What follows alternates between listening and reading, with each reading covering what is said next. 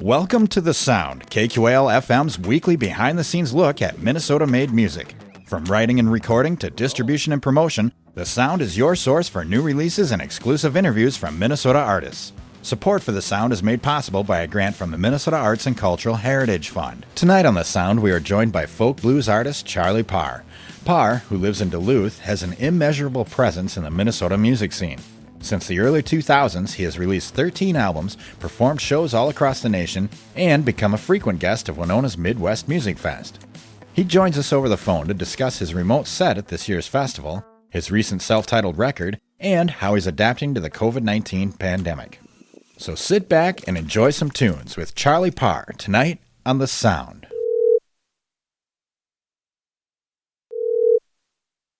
Hello. Hello, Charlie Parr? Yeah, that's right. Hi, this is Bill Stoneberg from KQAL in Winona. Yeah, how are you doing? Good. How are you doing today? I'm doing good, thank you.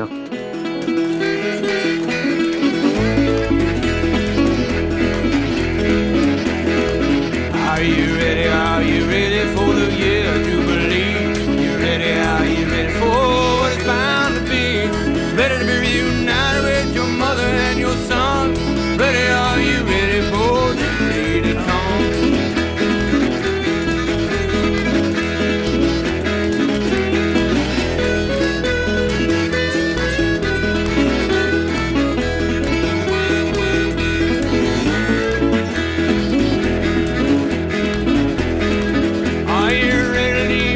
Behind and work out on the land, accept your little paycheck from a farmer's careless hand, ready to turn the key to your mansion and your life, share the excess of your wealth, don't you have God? Are you ready for the year of Jubilee? Are you ready for what's bound to be? Are you ready to be united with your mother and your son? Are you ready for Jubilee? And that was Jubilee. That's from Charlie Parr's self-titled album that was released last September. Charlie recently played the streaming version of Midwest Music Fest here in Winona. And on the phone with us today is Charlie Parr. Hello, Charlie. Thanks for joining us today. Well, thanks for having me. I appreciate it. Yeah, well, we appreciate you joining us. We appreciate you playing at Midwest Music Fest as well. You're kind of a staple there, and we love seeing you. It was cool to at least see you streaming. What's that like, though? I mean, I've seen you several times now, and your live performances are great. It's a really cool experience for the audience. But what's it like to play for like a camera with people watching live? I would assume that's quite a different experience for you as a performer. Yeah, it is. I've done a few of them now, and it's been, the getting used to it kind of curve has been kind of steep for me because, I'm really, really the kind of person that likes performing live primarily. I'm not into making records as much. I'm into playing live and playing for people and being around people. So it's been really, really different. I am grateful, for, getting to perform. Right. And this is the way that I can do that right now. So I'm grateful for it. But it's really, really different. And my set lists have changed quite a bit without that kind of feedback that you get from a live audience. So. Right. Do you choose different songs to play then based on that, or? Well, yeah, I kind of do, I guess, even if I'm not really thinking consciously about it, just because, suddenly you're not, in a live setting, the audience is there, and I don't write set lists. I just kind of gather feedback from the audience and make my set lists up as I go along based on how the kind of the community of the evening is feeling. Whereas doing these streams, it's kind of just up to me, and so in order for me to feel like I'm doing my best, I end up playing songs that I'm currently really interested in playing. Okay. Because without that, with an audience feedback, I feel like that brings me up a little bit, as far as like, brings me up at a level of performing that I don't normally get by myself. So when I'm just playing by myself and there's a camera in the room, in order to get that level that I want to get to, I have to play something that I'm like super into, and it might, it might not be something I normally would play at live shows because I don't know if the audience is going to be into it or not. So now suddenly it's it's kind of about me and not really about anybody else. Right. Usually it's about that exchange, isn't it? I think. Because I know we feed off you when you're playing, and I'm assuming maybe you feed off us. It sounds like then too, huh? Well, that's exactly it. I mean, performing for me is a community. Is a community event. It's a when you're performing anywhere, it doesn't matter where you're doing it, but you're creating a public space to share with a lot of other people, and whether it's a festival or whether it's just a gig in a bar, my goal is usually to create a space that everybody feels like they're involved in a situation together, and it's a positive situation. Right. And so I feed off the audience a lot, and hopefully they're getting the same thing from me. Definitely.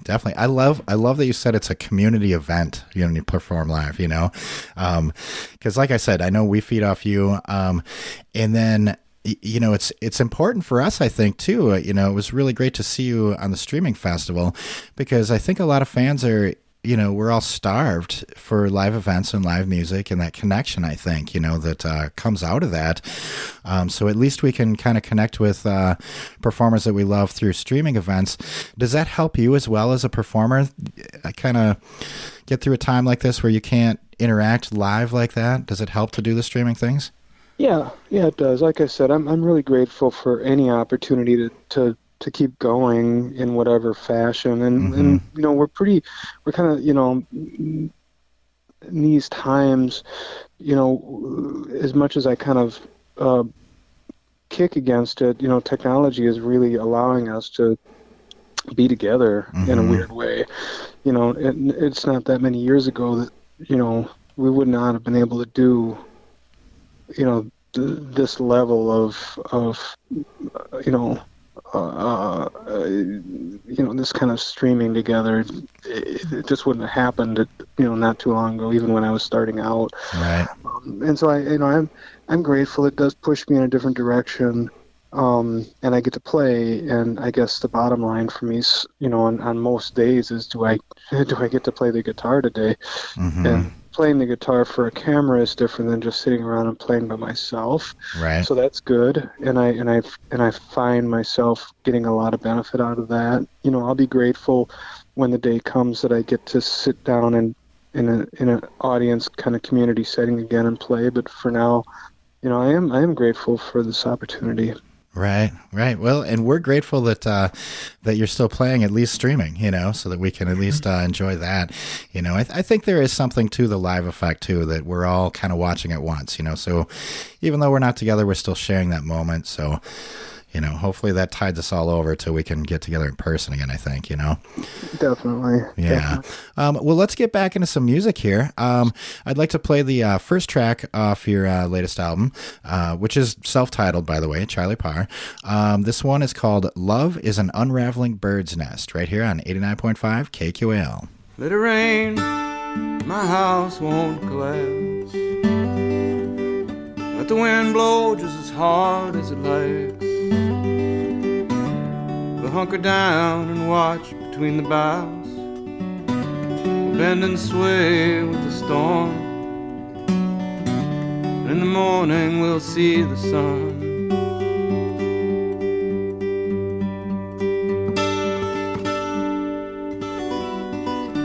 In the winter we'll all be gone. I'll fix the broken door when we come home. Gather up all the unraveled parts, put them right again and sweep away the leaves.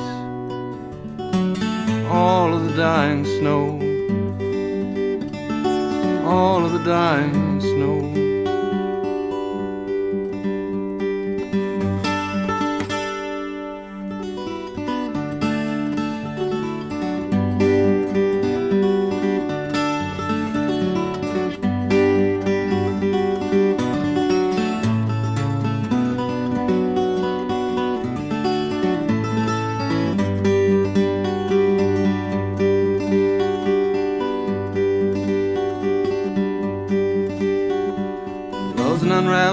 nest falling to straw upon the ground and carried by the wind until it's scattered all around. Now you might never notice it, but when it's forever gone, love's an unraveling bird nest falling to straw upon the ground.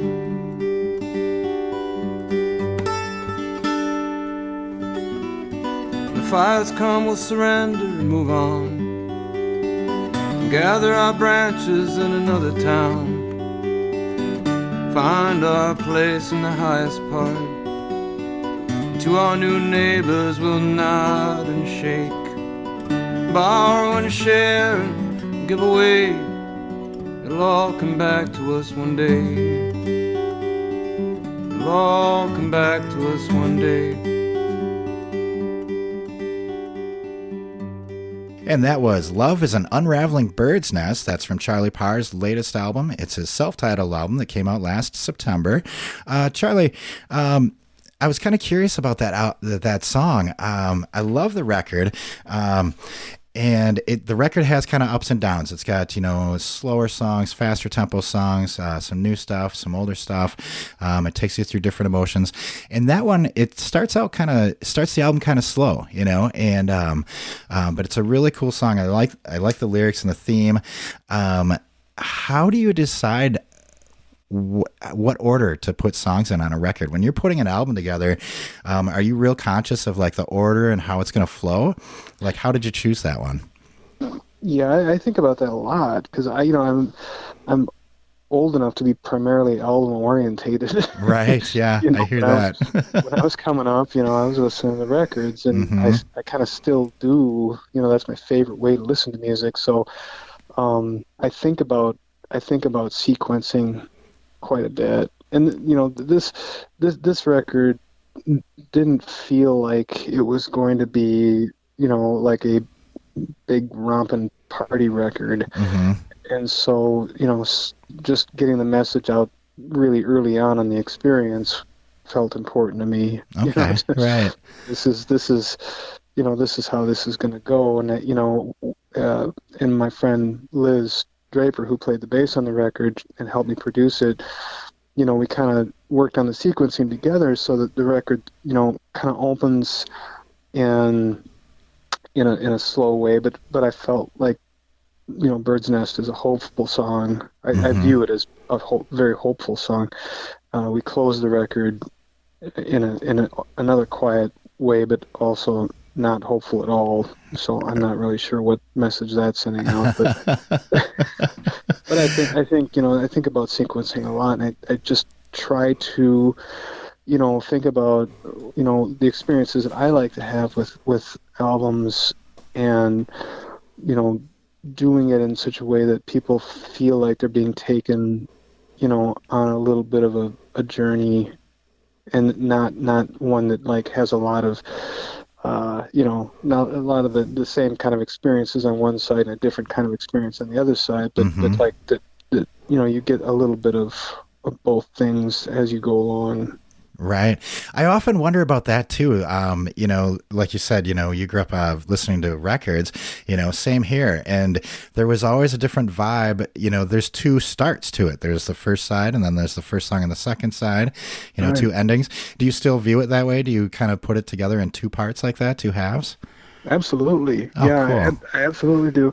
And that's the thing about, when I started out, and it wasn't, vinyl was not an option for me when I was starting to do this, in the late 90s. And so you're kind of sequencing around CDs, and that always felt really disappointing to me because I wanted that break. Right. I wanted set one and set two, Yeah, yeah.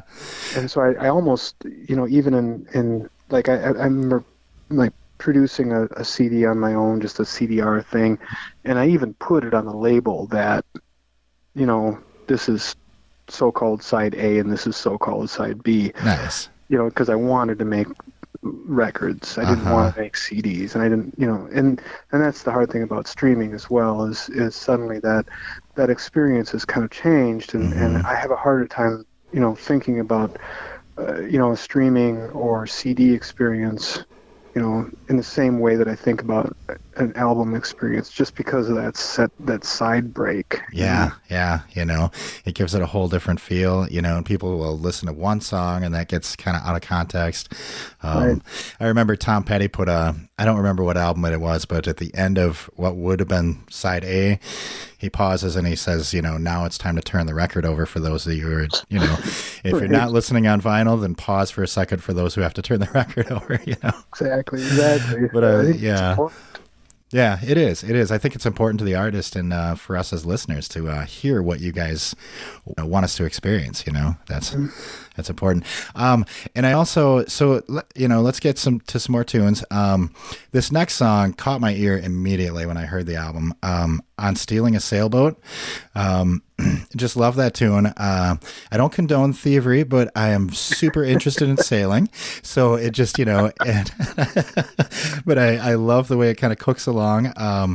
How did you come about the story behind that, Oh, it's funny because I think it's just mostly made up. Uh-huh. The thing about living in Duluth is that there's a pretty large sailing community in Duluth, and they have regular, I think it's Tuesday night, where they they're out in the lake with their sailboats, and you can go down and watch them from the shore, and it's always fun to see that happen. People go down to the lift bridge to watch them coming and going from the marina, and they have a big race every year, maybe a couple of them.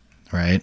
And it's I think it's something that everybody it looks like fun. You just don't have the means to access it. Right.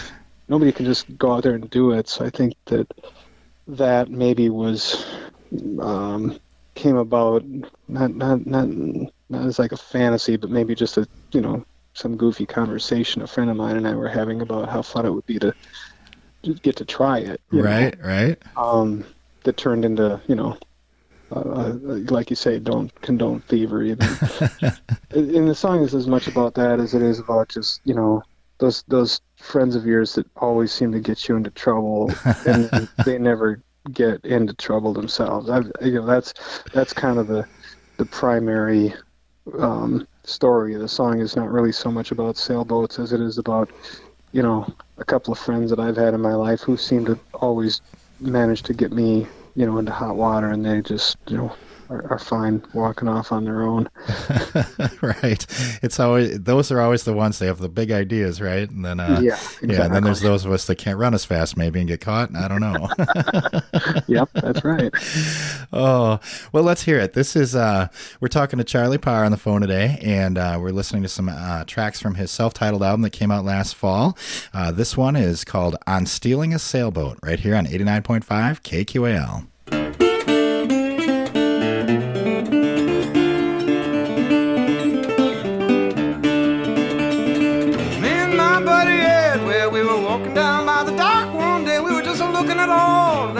Boats down there. I wish I had a boat, says Ed. I laughed, cause he's always broke. I said, Ed, can't even afford to float.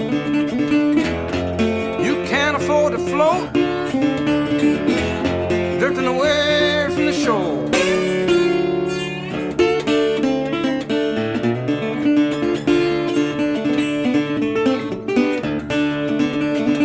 So we're down there near the end, where all them pretty sailboats are tied, and all them big masts are bobbing in the air. It says I could sail one of these. Hell, you don't even need a key, but I didn't think it looked quite that easy. It don't look that easy yet. Drifting away from the shore.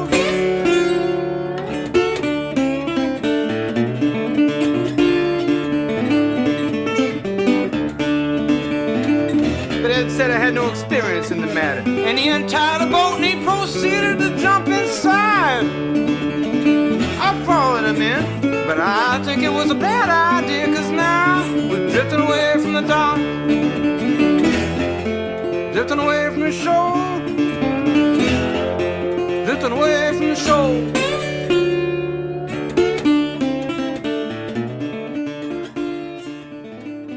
And And that was On Stealing a Sailboat by Charlie Parr. That's from his latest album that came out last fall. It's a self-titled album. Charlie, since you just released an album, not that long ago, and then now shows have all been canceled and stuff, have you found other ways to I know you've been doing some streaming stuff, have you found other ways to kind of support the record, or, is there any way us as fans that we can help you out in that way? Well, yeah, I mean, streaming is primarily what I've been doing. I don't have a computer. I don't, have a lot of technology in my life, I guess. I've been trying to keep up with Instagram, and that's challenging enough for me. So, what I've been doing lately, honestly, is working on the next record. I'm planning on, this is going to be a quiet year. And it actually was going to be a quiet year for me before this all happened. I didn't have a lot of shows scheduled. I was planning on taking time to work on new songs, and by the end of the year have a new record recorded and try to release it early next year. And that's basically my plan is still to do that. All right. And trying to, when I've been streaming, I'm still playing these songs from the last record, and so hopefully people are still interested in it. It's different though. It's definitely, the model for me has been, make a record, load the car, hit the road, play shows, sell the record, and that's, at least for the time being, that's not the model anymore. So right. I'm a little bit lost on how to like promote a thing that I can't, hand you in person. Right. But I think I'm using my time well. I mean, I feel like I've been doing a lot of practicing and a lot of writing, and these opportunities to do this kind of thing or do streaming shows have been coming pretty regularly. So I think it's as good as I can do, I guess. Right. Well, and if you're looking, if you're working on a new album, then I'd say I think everyone would agree that's probably a good use of time, So for sure. Well, let's get back to some more tunes here. Like I said, the album has some new stuff, some older stuff, some covers on it. This next one I was really curious about, written by Grant Hart, part of the Husker Du from the Twin Cities, and this one's called 2541. This might be an obvious question, but what made you want to do this song? Okay, well, let's see. I moved from Austin, Minnesota, up to the Twin Cities in the mid '80s, and when I moved up, 84, 85, 86, somewhere in there, 85 probably. The kind of the first thing I did, because I was, when I was coming up in Austin, there wasn't a lot of opportunities to see a lot of live music. You could do it. There wasn't a lot of places to play.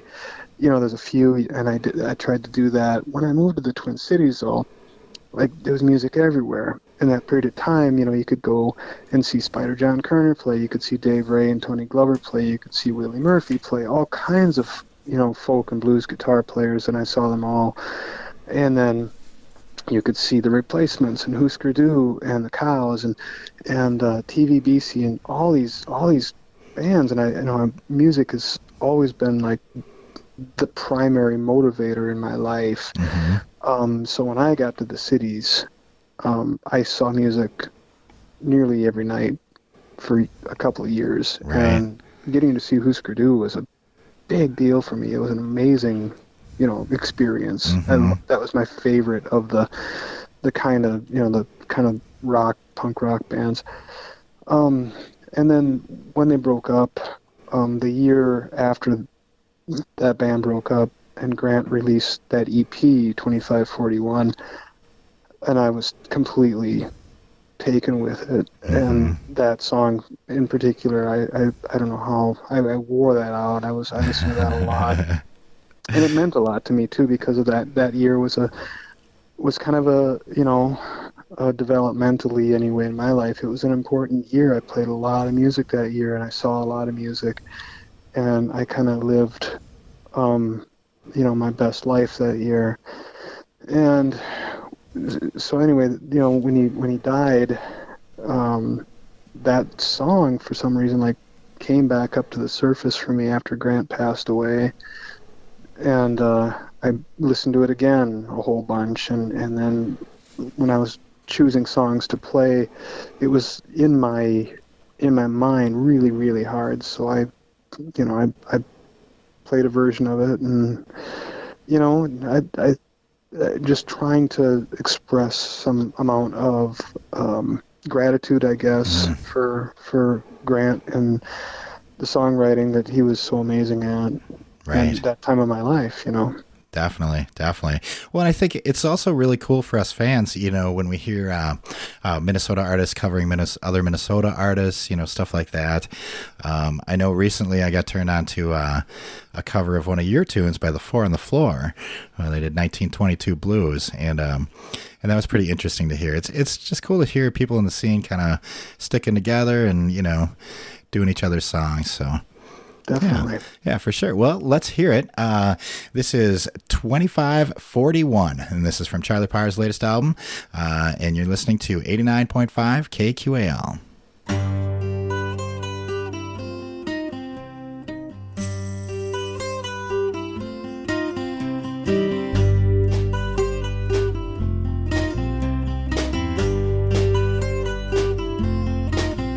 Jimmy gave us a number. Jerry gave us a place to stay.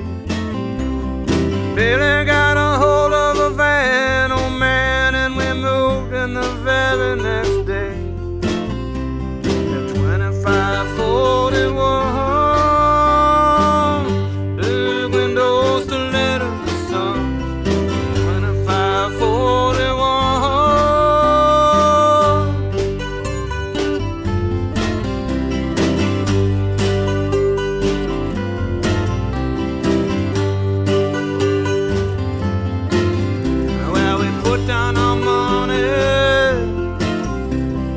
Picked up the keys.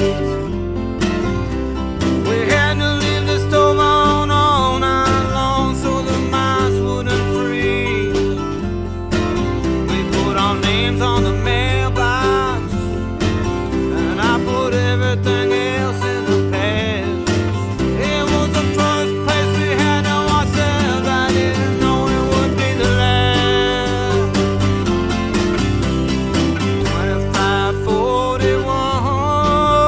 2541, big windows to let in the sun. 2541.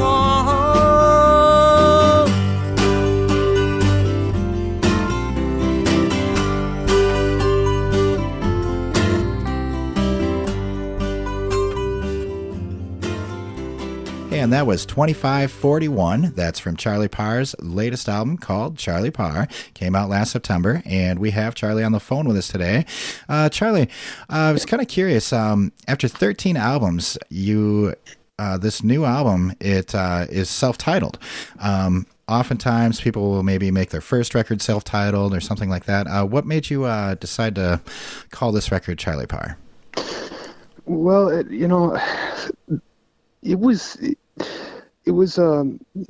had a title. It had a whole different vibe when I first started planning it, and then the summer prior to it being recorded, I broke my shoulder, and it changed my plans kind of a lot. The songs I had been working on for the record, all got kind of shelved. We had a recording date set aside, and I had already saved up and paid for the recording date.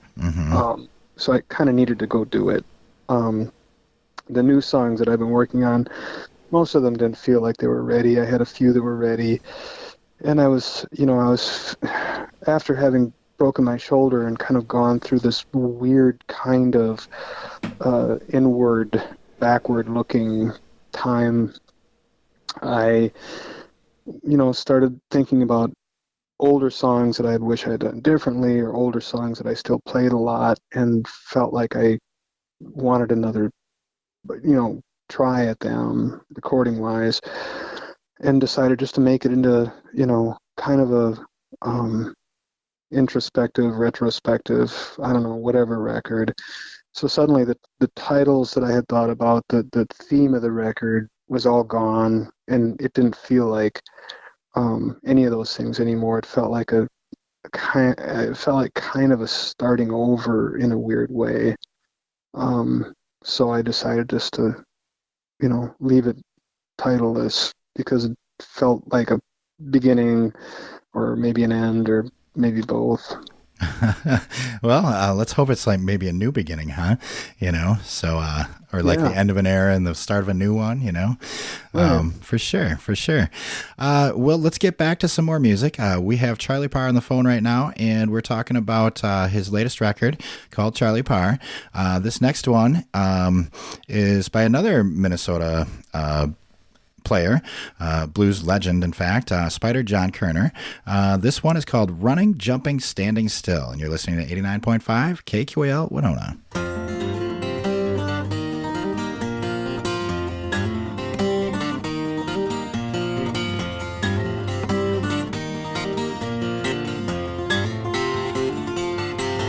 Well, I'm running, jumping, standing still, riding around like Buffalo Bill.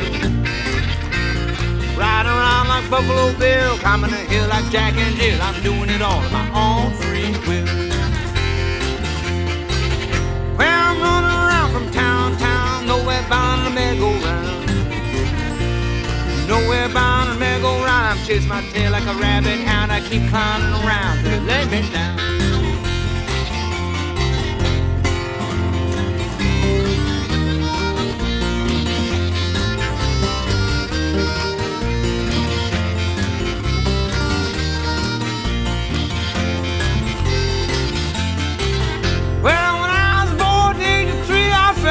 Family tree.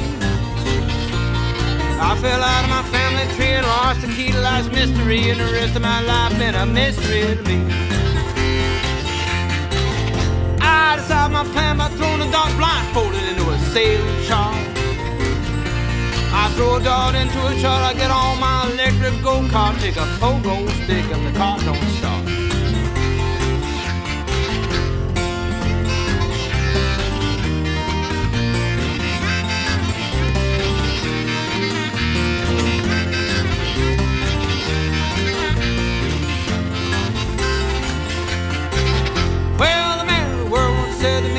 Floating around like a leaf in a breeze. Get that true, I do agree, and that's the way I like it to be. I'm trying to talk to a love machine. I got a jumping bean for a go-between. I got a jumping bean for a go-between. I'm trying to meet a woman I never seen. I'm ask her where in the world you been.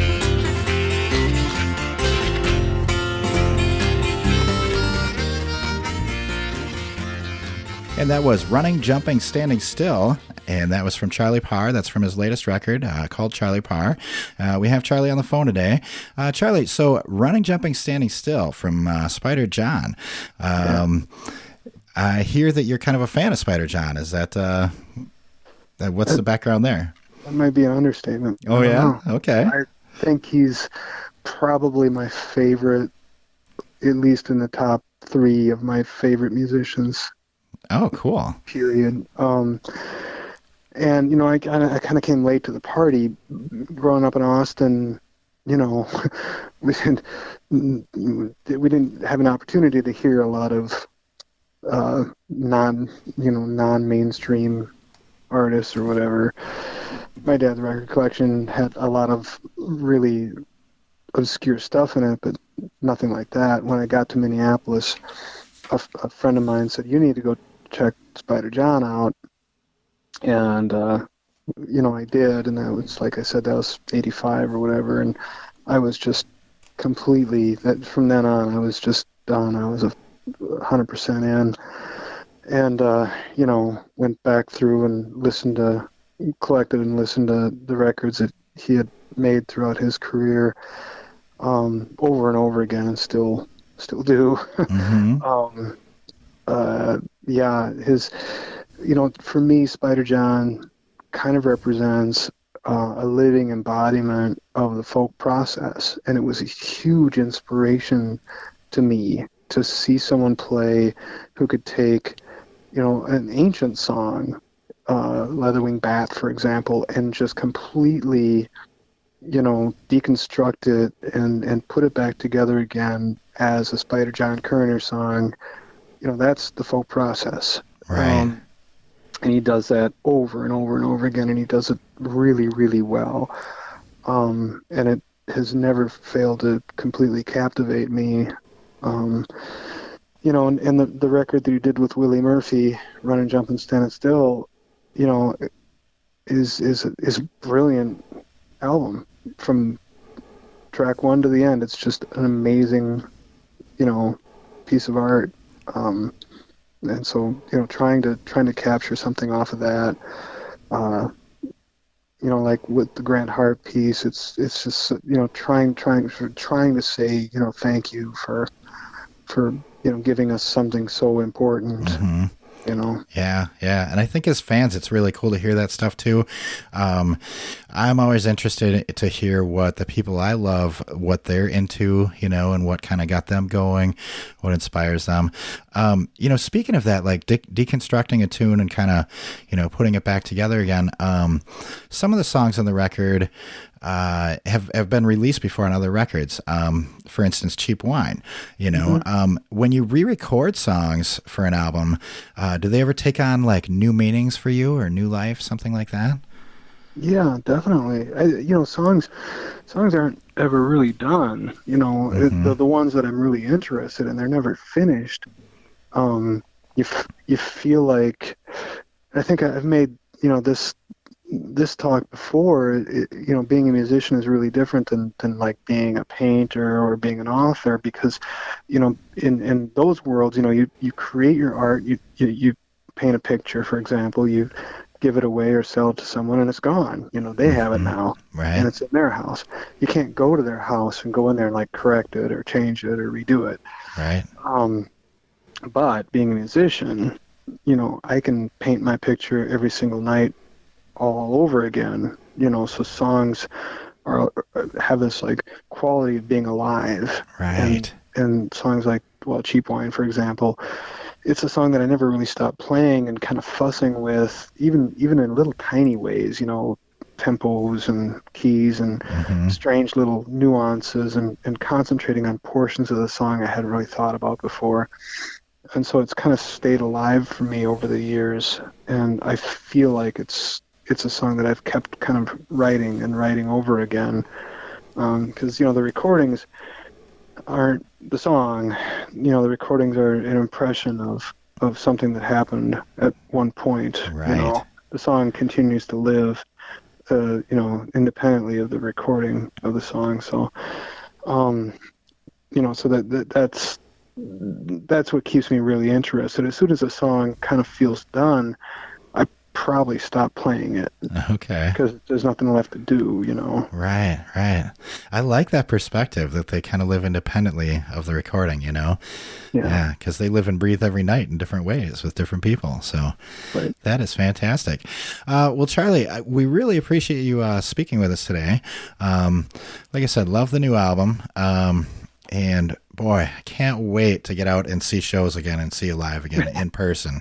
So I'm sure you're feeling the same way. Well, I really appreciate you taking the time to talk today. Thanks for having me on. Yeah, no problem. Thank you. And so we've been talking to Charlie Parr here today. And since we just talked about Cheap Wine, we'll listen to that one. Here is Cheap Wine by Charlie Parr right here on 89.5 KQAL Winona.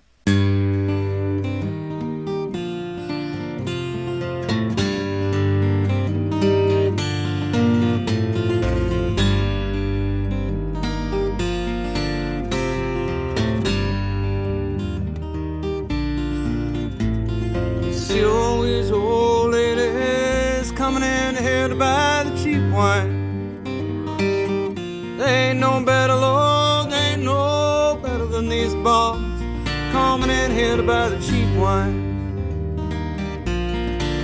I'm leaning against the counter on a gloomy day. Snow falling, clear the sidewalks and the entryway for all the old folks. The bombs and the hustlers, the rude kids. I can't stand the sight any of them. I wish I could sell this place. I wish I could buy boats and sail away.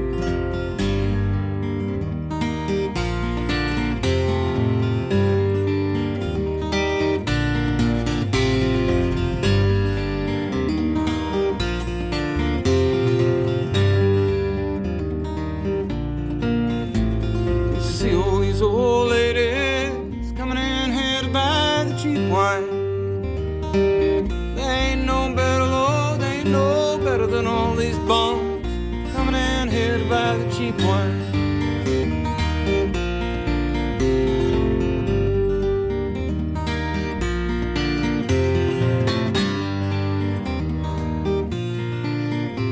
And I know I ain't got it so bad, I can go home at night. I'll quit drinking when I want, and there ain't nobody here to bother me. There ain't no one here to bother me. I'll keep the store open past curfew some nights so I don't have to go home.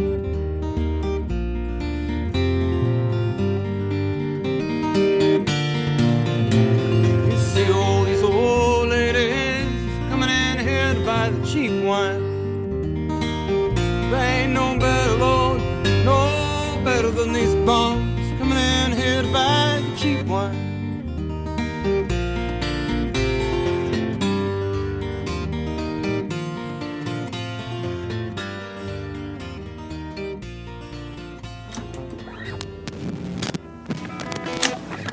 Thanks for listening to The Sound. The Sound is produced by KQAL FM on the campus of Winona State University.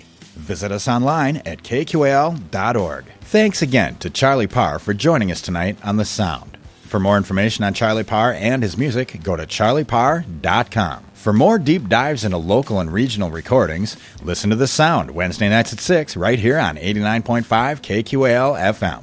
Theme music for The Sound provided by Mike Terrell of Fires of Denmark.